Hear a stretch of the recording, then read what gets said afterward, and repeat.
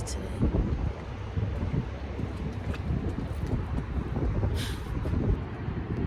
Welcome to the Rat Lab. I am Kimster, and welcome to a Grinch's Giving Day. What can I tell you, bro? Ironically, I'm not really in a talking mood. I just want to go do it. But the person I'm here with, they've been before. So they already know we have a lot of work in store for us. So I'm going to try to get some clips. But if I don't, I'm okay with that too. Because that means I was actually doing something. And that is what we're here for. So I'll see y'all inside, I guess. Maybe.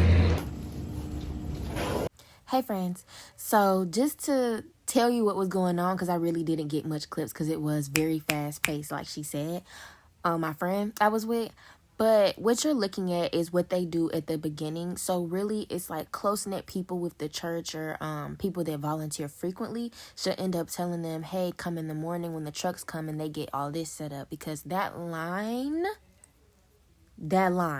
So we do this first. We pass these out. Let me tell you something.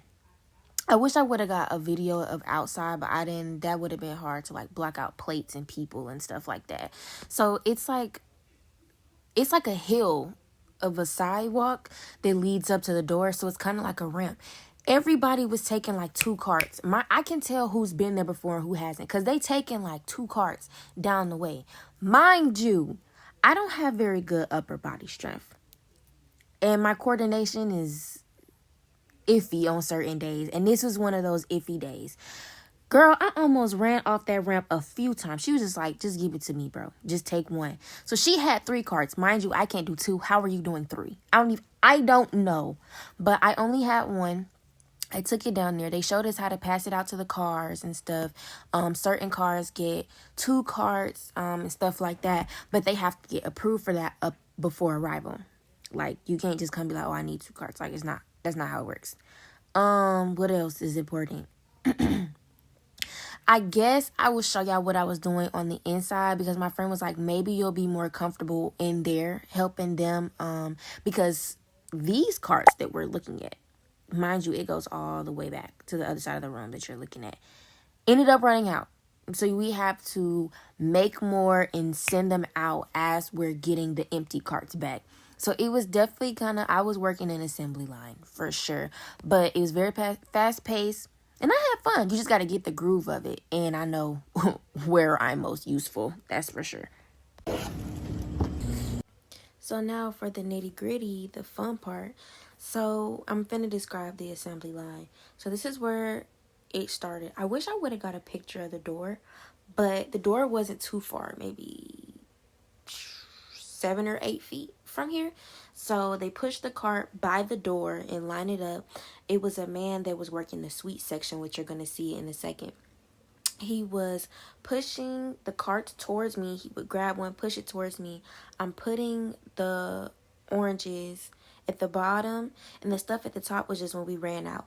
Mind you, at this point, what you're seeing, we had pallets of stuff, pallets of oranges, pallets of the onions, the pallets of potatoes. This is towards the end where we literally didn't have anything left. And so you see the individually packaged items. So I'm putting that from the basket on there first. This was the next box that I would place in there. So it was 1, then 2, and then I moved the basket over to the other side of the room. I pushed it. I was over there at first working the blue bags, which you're going to see in a second. But I think the woman that was working right next to me is older, and she's like sick or something, because the man was saying, you're working yourself too hard, so he put me, I guess the young one, to work, which I was fine with, you know. So I was the one kind of going across the room, moving fast. So these are the blue baskets that I was talking about. Not the blue baskets, the blue bags. I'm sorry. It's been a long day. We put one of the blue bags in there to replace what was the boxes that you saw in the first picture that I took. And you can kind of see it in the corner here, but there's a basket with black bags that replaced something else they had prepackaged, but it was like frozen meats and stuff. You'll see it better in the next picture, the next stop that I do. You'll see it next to the eggs. But that was next, and that's the side that she was primarily on, so that she didn't have to move across the room. So does that create a visual of like she was right there? I moved the basket across. She just placed the bag, slides it down. I'm going to show you what the man was putting in there, and then he moved it right out the door, which was right next to him. Perfect assembly line. So this is the basket with the meat and the eggs that I mentioned. The meat basket is there, and the egg basket is here. She put that in there, slid it down. Okay, on to the next piece of the assembly line.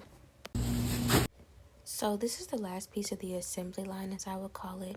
You're probably wondering why the hell you're looking at the ground. I realized as I was sweeping through the room and I got to the buggies, when I almost caught Miss Lady in the camera, I was like, oh, they did not consent to being recorded. And honestly, I was just trying to show y'all what we was doing. I really didn't even think about, oh, there's people around. So at the last second, I had to like angle the camera downwards to try to like only get people like bottom half of their body. But he had the sweets higher up so he could just grab them, place them, which makes sense, right? But in order for me to show y'all, I would have had to get him in. But luckily enough, a bad brat was thinking, and I got a picture. So I'm going to place that in there. But what else I want to say? That's pretty much it. He placed it in there, sent it out the door. And when it sounds simple, but y'all, we were moving fast. You're moving fast. And the best example I can give you is the fact that he told me to be the one shifting across the room so that she wasn't overworking herself. That's the only example I can give you to kind of illustrate how fast we were trying to get them buggies out the door. Because that line, it was so long, and then it was like we would get it out and more people would appear. 3 days later.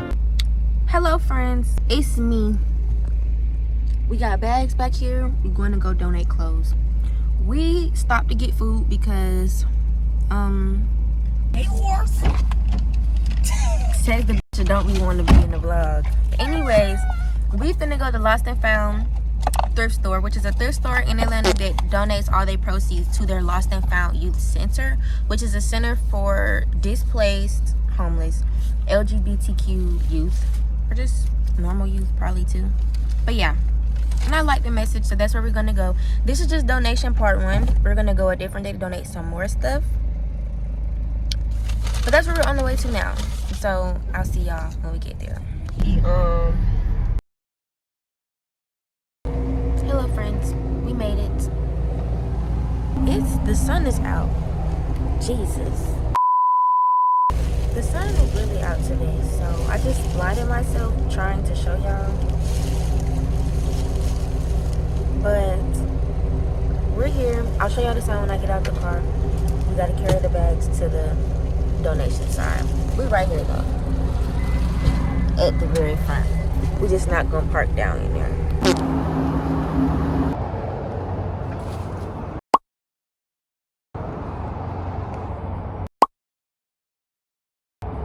We just left. So that's the end of this Grinch's Giving Day. I think I'm gonna film another one. It may just be a part of another vlog. We'll see. See you guys later.